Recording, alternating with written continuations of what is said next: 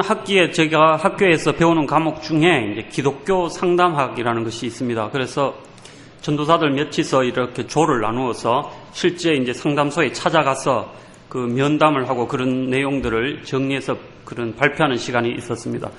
우리 조는 4사람의 전도사로 구성되었는데 그 중에 내가 나이가 제일 많았어요. 그런데 제일 시간이 많게 보이는지 다 바쁘다 그러면서 약속을 해놔놓고 저보고 갔다 오래요. 그리고 그 상담소의 소장님이 기다리고 있는데 어떻게 아무도 안 가면 그 학교가 명예가 아주 땅바닥에 떨어지지 않습니까? 그 나이도 있고 이러니까 책임감 있게 혼자 가자 이렇게 하고, 그래 우리 정종원 전도사님도 안 도와주더라고. 차를 팍 해가 쉽게 갔다 올 수 있었는데, 그래서 그냥 걸어서 저기 양지까지 40분 이렇게 해가지고 용인 시내까지 갔었습니다. 그래서 아동 청소년 상담센터였는데 그 소장님이 이런 얘기를 합니다. 어린아이들이 요즘 이슈화되고 있는 게 뭔지 하는데 죽음이래요. 뜻밖의 애들이.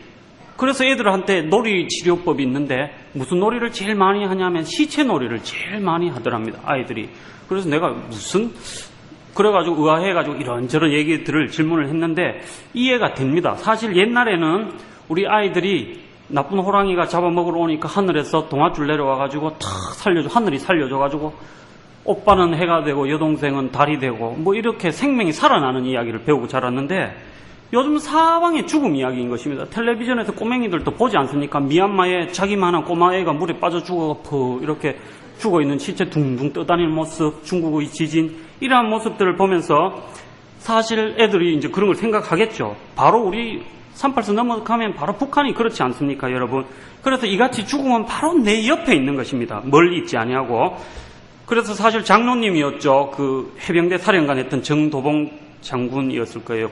제가 간증을 한번 들은 적이 있었는데 이분이 예수 믿기 전에 연세대학교 이제 ROTC였는데 몸도 뭐 호리호리해요. 뭐 그냥 아주 당당한 체격도 아니신데 깡패들하고 시비가 붙었는데 어떻게 그냥 싸움도 한 번도 안 해본 분인데 원투 이러니까 깡패가 뻑 나잡아지더래요. 그래가지고 그게 문제가 돼가지고 오히려 그 대학생이고 그렇게 하는데 옛날에 그런 얼마나 좋은 대학입니까?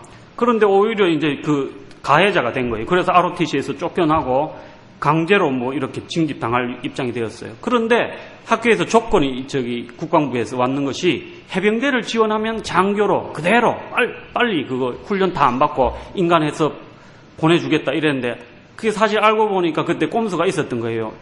어딨냐? 월남전이 펴진 거예요. 거기 보내려고. 그런데 나중에 알고서 저 그냥 안 가도 되니까 장교를 안 가도 되니까 취소할래요 하니까 야, 이 자식아, 군대는 한번 들어오면 쉽게 못 나가. 이렇게 딱 얘기를 하더랍니다. 그래가지고 사실은 월남전에 이제 베트남에 파병되었죠. 그런데 이분이 이제 두려우니까 예수를 믿고 싶었죠. 기도원 협회에서 내주는 파란 성경, 그때도 그 전도로 그렇게 했었던 모양. 그거 하나 이렇게 주머니 속에 넣고 그냥 기도도 아니죠. 그냥 마음속으로 하나님 진짜 계시면 저 한번 살려주세요. 이렇게 마음의 염원처럼 그렇게 읊조리고 갔는데 정말로 전투지에 가니까 여러분 사정 봐줍니까? 적군이 총알이 머리 위로 슝슝 가는데 정신을 못 차리겠더랍니다. 진짜로 죽음이 바로 옆에 있는 거예요. 요래 있었으면 맞아 죽은 걸 요래 있었기 때문에 살았던 것입니다. 그래서 사실 다윗이 똑같은 고백을 합니다. 사망과 나 사이는 한 걸음 사이다. 이렇게 하는 것입니다. 여러분 어딥니까? 우리 성수대교 붕괴될 때 아침에 늦었다고 지나가는 버스 쫓아가 세우라고 해가지고 탔는데 사실 그냥 보냈으면 살았을 애도 괜히 그거 탔다가 죽은 사람 있지 않겠습니까? 분명히 한두 명 있었을 것입니다. 그 가운데서. 그러나 여러분 저는 지금 이 시간 우리 사방에서 죽는 이야기지만 살고자 하는 사는 이야기를 말씀드리고 싶습니다. 나 여호와는 한난도 짓고 평안도 짓나니 나 외에는 없느니라. 여러분 삶과 죽음이 우연히 오는 듯해도 절대 그럴 수 없는 것입니다. 이 본문 읽어보면 에스겔서죠. 이게 BC입니다. 597년 유대인들이 바벨론의 대왕 느부갓네살에 의해서 2차 포로로 잡혀갈 때 함께 잡혀갔었습니다. 그래서 이분은 제사장 지파 레위인 출신으로서 바벨론에서 하나님으로부터 제사장 신분은 제사장 가문이에요. 거기에서 선지자로 부르심 받았던 사람이었습니다. 특별히 그는 예루살렘이 불신앙으로 멸망당하는 외우기 쉽습니다. 예루살렘이 언제 멸망했다가요? BC 586년 586년부터 생각하면 됩니다. 그때 전후로 해서 22년간 정도 바벨론에서 포로 생활을 하던 유다 백성들에게 하나님의 말씀을 전하던 선지자였습니다. 에스겔이 선포한 메시지의 중심은 바로 무엇인가 하면 예루살렘이 멸망하기 전에는 바벨론에 잡혀온 유대인들에게 예루살렘은 장차 하나님의 징계하심으로 바벨론에 의해 멸망당할 것이니 너희는 이렇게 정하신 하나님의 뜻에 순종해라. 그리고 바벨론에서 잡혀가서 사는 동안에 더욱 하나님을 바라는 믿음 중심으로 그렇게 살면 평안한 삶이 예비되어 있다. 그 와중에서는 이러한 메시지를 전달했던 것입니다. 결국 예루살렘은 예레미야가 또 혹은 에스겔이 선포한 말씀대로 BC 586년에 바벨론의 느부갓네살에 의해서 완전히 멸망을 당하게 되었던 것입니다. 이렇게 세 번에 걸쳐서 1차, 2차, 3차에 걸쳐서 바벨론의 포로로 잡혀갔던 유대인들 출신 성분을 보면 거의 다 잡혀갔던 포로는 왕족, 귀족, 간원, 용사, 기술자 다 중요한 인물들이고 힘없고 또 연약하고 병든 사람들은 예루살렘에 남겨놓았습니다. 이걸 상품으로 굳이 표현을 하면 1, 2등 상품은 다 가지고 가고 찌끄러기만 남겨놓았던 것입니다. 그러므로 이런 상황에서 바벨론의 포로로 끌려간 자들이나 유다에 남은 자들 할 것 없이 그들은 장래의 소망을 조금도 기대할 수가 없었고 절망감 중에서 하루하루를 살고 있었던 것입니다. 바로 이러한 때에 하나님께서 에스겔 선지에게 소망의 메시지를 이렇게 전하게 하셨는데 그것이 바로 이 꼴짜기에 버려진 뼈들이 말씀의 능력에 의해서 생명을 얻음으로써 큰 군대를 이룰 것임을 환상으로 보여주셨던 것입니다. 지난주에 우리 고등부 선생님들하고 같이 기독교적인 내용을 다루고 있는 나니아 연대기 하는 영화를 보러 갔었습니다. 그 영화를 보고 한 선생님이 그런 말씀하셨어요. 반지의 제왕보다 재미없다. 반지의 제왕 아시죠? 거기에 보면 또 비슷한 장면이 나옵니다. 2편인가 3편에 이 죽은 유령 군대가 다시 살아나가 쫙 해가지고 우리 편이 돼가 저쪽 적군을 쫙 공격하는데 그 장면 한번 보면 저는 그거 보면서 이걸 연상했었습니다. 사실은 거기에 보면 옛날 반지의 제왕의 초기에 그 절대 반지 가졌던 그 악의 그거하고 싸움을 했던 왕 이름이 사르곤이고 이런 거 보면 성경에서 상당 부분 이런 내용을 차용했던 것 같습니다. 어쨌든 여러분 성경은 참으로 재미있는 책입니다. 성경이 재미없다 이렇게 싶은 분은 여러분 곰곰이 한번 생각을 해보십시오. 내가 좀 너무하지 않는가. 사실 성경을 우리가 묵상하면서 이런 부분을 살펴보면 성경은 아주 다양하게 우리 하나님께서 우리에게 재미있게 들려주고 자신의 진리를 증거하고자 하시는 것입니다. 하여튼 이 본문을 통해서 바로 하나님께서는 장차 지금 포로로서는 힘든 고난의 삶을 살고 있었던 이스라엘 백성들을 회복시키셔서 이들을 영광 가운데 인도하실 것임을 예표해주는 환상이었던 것입니다. 그러면 이 본문에서 발견하는 진리는 어떤 것이 있겠습니까? 첫째로 우리의 생명의 실체가 과연 무엇인가를 다시 한번 우리가 살펴볼 수 있게 됩니다. 지금 제가 이렇게 서 있습니다. 어떤 힘을 바탕으로 제가 서 있는 것입니까? 우리 의사 선생님이 계시다면 이런 얘기도 할 수 있을 것입니다. 먼저 의학적인 근거에서 뼈나 근육, 신경 이런 것들에 의해서 지배되어서 내가 살아있다. 그렇지만 사실은 정확하게는 우리 성경은 뭐라고 증가하고 있습니까? 영혼 때문에 살아있는 것입니다. 식물인간 보십시오. 그의 근육도 움직이고 있고 심장이며 뇌도 사실은 완전히 죽은 것은 아닌 것입니다. 그렇지만은 어떻게 됩니까? 그 영혼이 제정신 차리지 못하니까 죽은 것으로 결국에 탁 판정 내려버리고 내사 판정 내려서 빼버리죠, 기계를. 결국에 내가 어떤 존재인가, 여러분. 우리 인간의 실체는 무엇인가를 바르게 알아야만이 바른 삶을 위해서 내가 전력 투구를 할 수 있는 것입니다.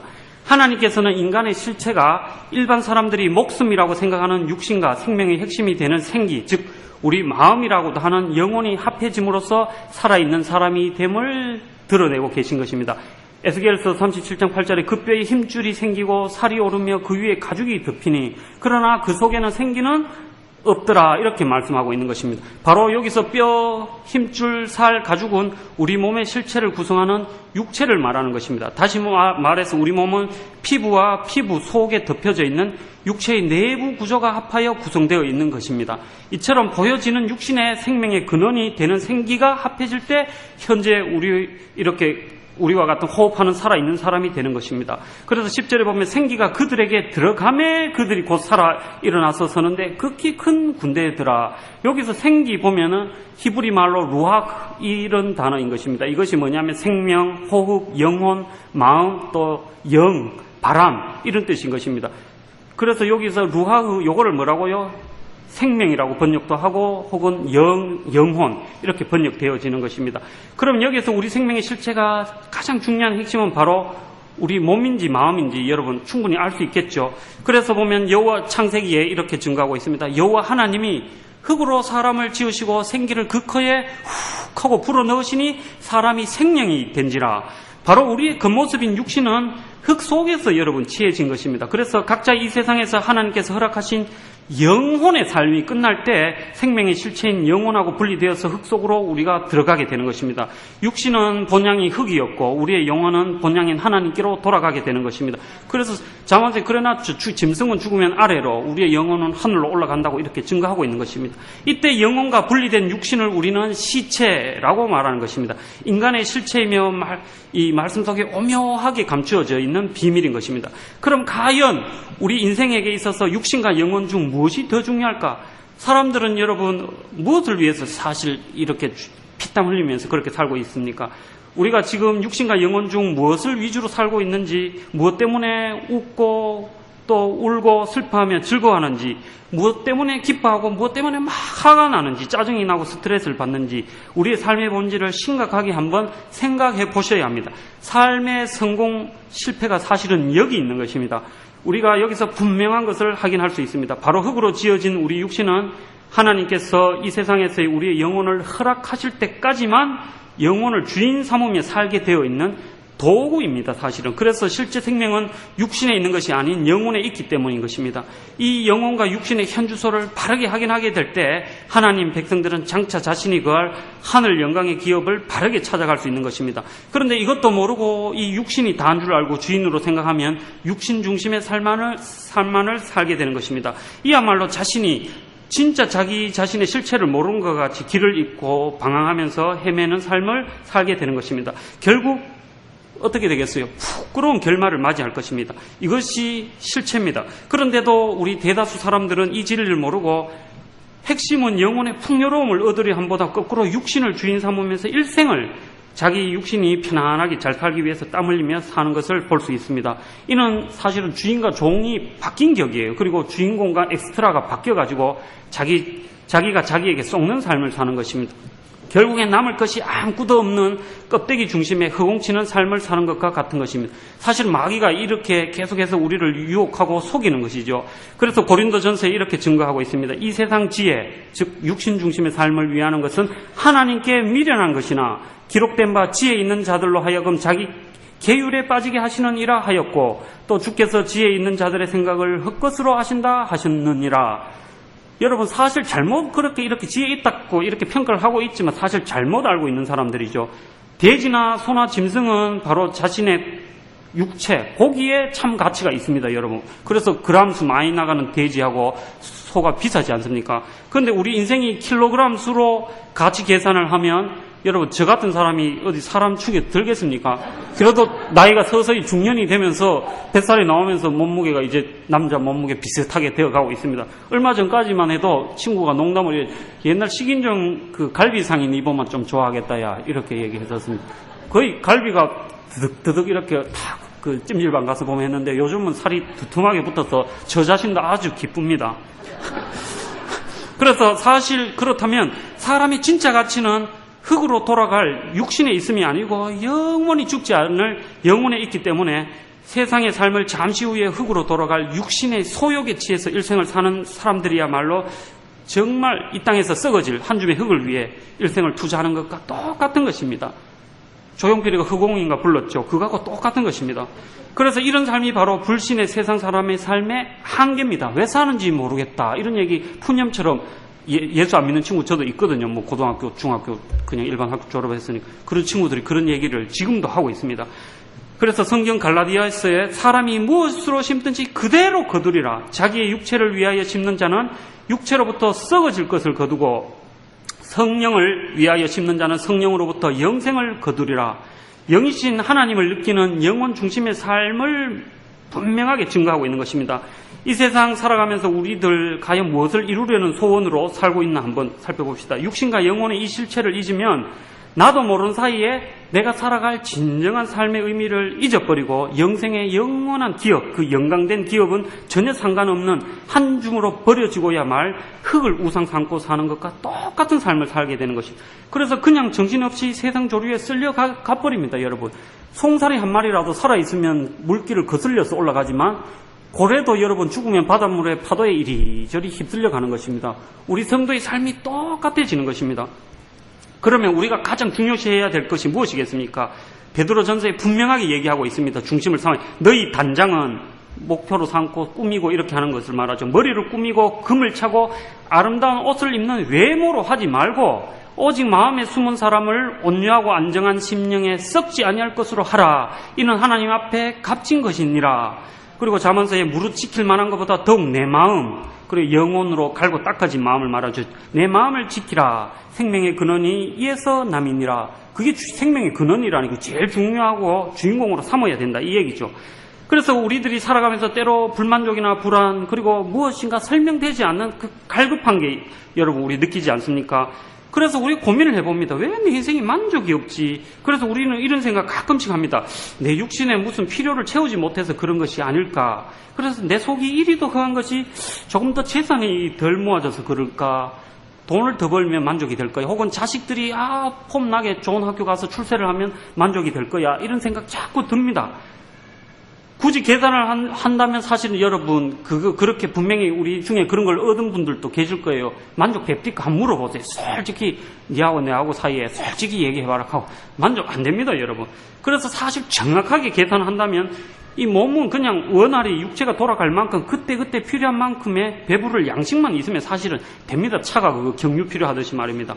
그러므로 실제 사람이 살면서 겪는 모든 갈등과 문제들을 바로 이 육체의 욕망처럼 보이는 이것 때문이 아니고 영혼이 갈급하고 영혼의 필요를 채워지지 않아서 생기는 것입니다. 그런데 그 원인을 정확하게 모르고서 자꾸만 호도되어가지고 이렇게 우리의 영혼이 실제 영혼의 주인 되시는 하나님으로 풍성히 채워지지 않은 채 자꾸 방황하게 되는 것입니다. 그런데 세상 사람들은 이 진리를 모르고 엉뚱한 육신 속에서 계속해서 해답을 찾으려고 합니다. 그래서 이 쾌락이 끝나면 더 나은 쾌락 혹은 더 강도 높은 쾌락을 계속해서 추구하는데 결국에는 심령의 갈급함을 전혀 해소하지 못하는 것입니다. 일생 답이 없습니다. 결국에 하나님 말씀을 모르는 불신의 세상 사람들의 삶이 바로 적나라하게 이것인 것입니다. 그래서 주님이 뭐라고 말씀하셨습니까? 사람이 떡으로만 육신으로만 살 것이 아니요 하나님의 입으로 나오는 모든 말씀이 키우는 것은 우리 몸이 아니지 않습니까? 영혼이지 않습니까? 그래서 우리 영혼으로 살 것이다. 결국에 하나님 말씀이 우리 삶을 책임질 것을 이렇게 증거하고 있는 것입니다. 그래서 하나님의 백성들이 무엇보다도 먼저 이 진리를 확실하게 깨닫고 있을 때 일생을 허공치는 삶이 아닌 적중하는 삶을 살게 될 것입니다. 하나님은 결코 우리가 믿음으로 감당할 수 있는 환경만 주시지 그 넘어서는 것은 때로는 하나님께서 피하게 하십니다. 그래서 만나를 책임지고 주시는 것입니다. 사람이 감당할 시험 밖에는 너에게 당한 것이 없나니 오직 하나님은 미쁘사 너희가 감당치 못할 시험 당함을 허락지 아니하시고 시험 당할 즈음에 또한 피할 길을 내사 너희로 능히 감당하게 하시느니라.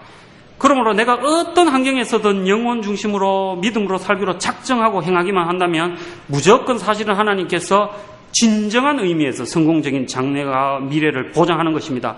우리가 예수를 믿음으로써 은혜로서 천국은 우리들 다 들어갑니다. 반드시 예수 믿고서 중생한 사람이라면 말이죠. 그런데 천국에서 더 나은 영원한 영광의 삶은 사실 이 땅에서 우리 영혼 중심으로 우리 믿음의 삶의 내용과 비례하는 것입니다. 잠시 이 세상에서 남보다 못 사는 것이나 없는 것들이 얼마나 답답하며 하물며 그렇게 생각하지 모르겠습니다. 아까 전에 표현을 내가 상품으로 말하면 익하니까 오해하지 마십시오. 그러니까 반어법인 것입니다. 전혀 이와는 전혀 비교할 수 없는 놀라운 영광으로 차등이 있는 분명히 장차 분명하게 주어질 것입니다. 시간적으로도 영원한 세계에서 그렇게 풍성함을 누리게 되는 것입니다. 그래서 우리가 저보고 제가 만나는 자매 엄마가 눈이 작아서 싫대요. 그래가 본문에 이렇게 넣었으면 눈을 크게 뜨고 내가 가는 길을 말씀으로 재확인해야 할 것입니다. 이 말씀 읽을 눈 보기엔 충분하죠. 이 정도 크기만 잘생겼지 왜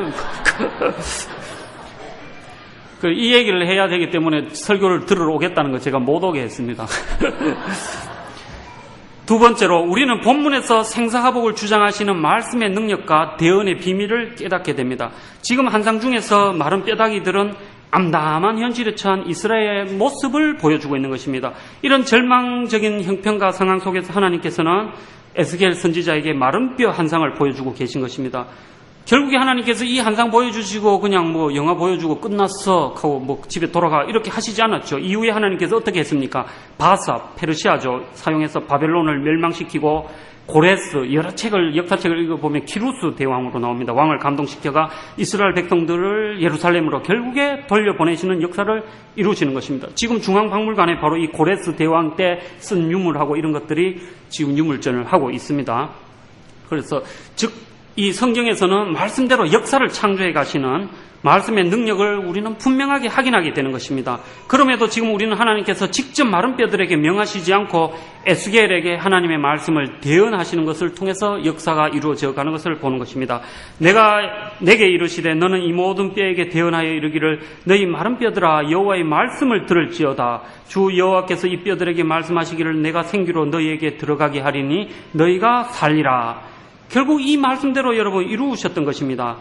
우리가 무엇을 깨닫습니까? 확실한 하나님의 말씀이라면 이름이 있든 이름이 없는 사람이든 어느 누가 증거할지라도 전할지라도 하나님께서는 결국 그 말씀대로 역사를 이루어 버린다는 것입니다. 그래서 사실 이 대언의 능력은 엄청난 것입니다.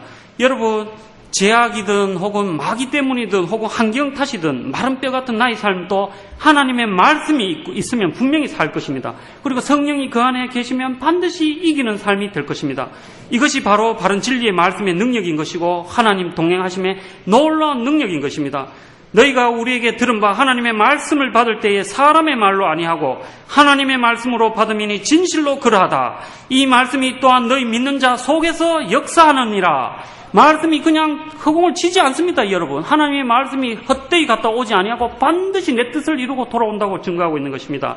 성경에서 하나님께서 자신의 뜻을 직접 말씀하실 때도 있고 또 대부분은 하나님께서 세우신 대언자를 통해서 말씀하셨고 그리고 하나님께서는 그 대언자를 통해 선포된 말씀대로 신실하게 역사를 이루어 가셨은 것을 우리는 성경 속에서 분명히 확인합니다. 모세, 선지자, 사도 그리고 오늘날에 있어서도 신실하고 정말 충직한 주의 종들을 통해서 하나님께서 약속하셨던 이적들 많은 그런 하나님의 역사들을 이루어가는 것을 볼 수 있는 것입니다. 사실 지금 에스겔 선지도 특별한 사람은 아닙니다. 그는 레위인으로 출생했지만 두 번째 그 예루살렘 함락 때 청년으로서 포로로 잡혀가가지고 일반 평민들과 동일한 삶을 이렇게 살았으며 얻었던 아내까지 죽음으로써 아주 호렙이 냄새가 풀풀 나던 그런 풋내기 선지자였습니다.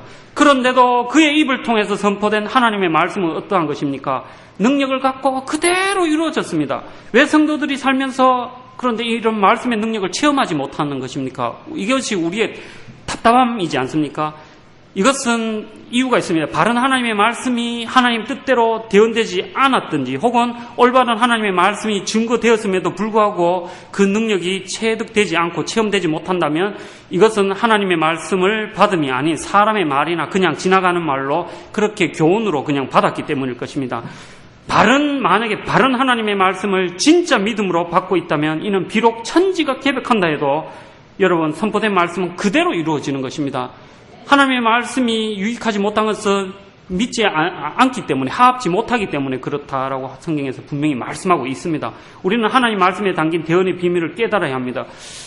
저의 친구 조기훈이라고 지난 동계 수련회 때 강사로 왔던 친구가 있습니다. 부산의 온천제일교회라고 지난해 총회장 지냈던 목사님이 담임으로 계시는 교회에 지금 부목으로 있는데 그런 얘기를 합니다.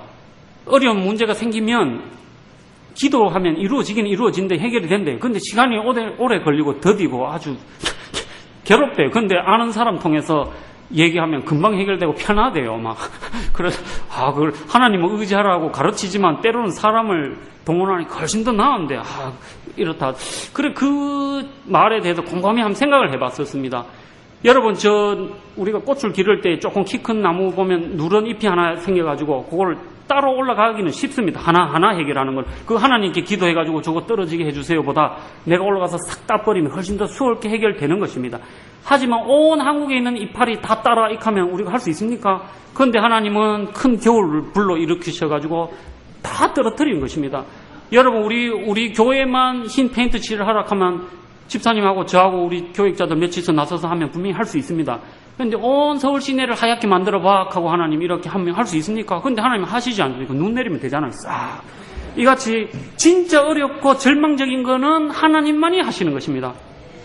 그래서 비록 여러분들에게 말씀을 증거하는 저 자신이 또 이렇게 좀 키도 작달망하고 보잘것없고 별 볼 일 없다 해도 사실 저 자신은 뭐 그렇게 변변치 못합니다. 인격도 좀 성격도 급하고 막 이렇게 해가지고 했지만, 그러나 지금 이렇게 증거하고 있는 하나님의 말씀이 성경에 비추어서 정말 하나님의 말씀이라면 이는 무조건 그대로 이루어질 것입니다. 그래서 믿고 행하면 실제적으로 삶에서 반드시 체험하게 될 사실인 것입니다. 이것이 바로 에스겔의 대언의 말씀이고 교훈인 것입니다. 세 번째로 본문은 하나님의 백성이라면 그럼 어떤 악한 환경에 처한다 할지라도 무조건 살 수 있음을 선포하고 있습니다. 지금 바벨론의 포로로 잡혀온 이 백성들의 형편은 마른 해골, 뼈다귀, 개뼈다귀 같은 거 그렇게 보인 거예요. 그 정도로 비유될 정도로 절망적인 환경이었던 것입니다. 그리고 젖과 꿀이 흐른다던 가나안의 이스라엘 땅조차도 잡초가 무성한 황폐한 땅이 되고 있었던 것입니다. 이처럼 앞뒤가 꽉 막힌 것 같은 이런 절망적인 환경에서도 하나님께서는 지금 이 백성들을 회복시키셔서 하나님의 영광을 드러내시겠다는 말씀인 것입니다. 결국에 에스겔서에서 보여주신 환상대로 이스라엘 백성들은 포로의 압제에서 해방시키시면서 오히려 이스라엘을 억압하고 괴롭히던 주변국들을 차례차례 멸망시키심을 우리는 이후 성경에서 확인하게 됩니다. 블레셋도, 암몬도, 이집트도, 아수르도, 바벨론, 페르시아, 헬라, 로마 다 없어졌지 않습니까? 그렇지만 여러분, 진짜 망했던 것 같은 이스라엘은 오늘날 여러분 여전히 살아있는 것입니다.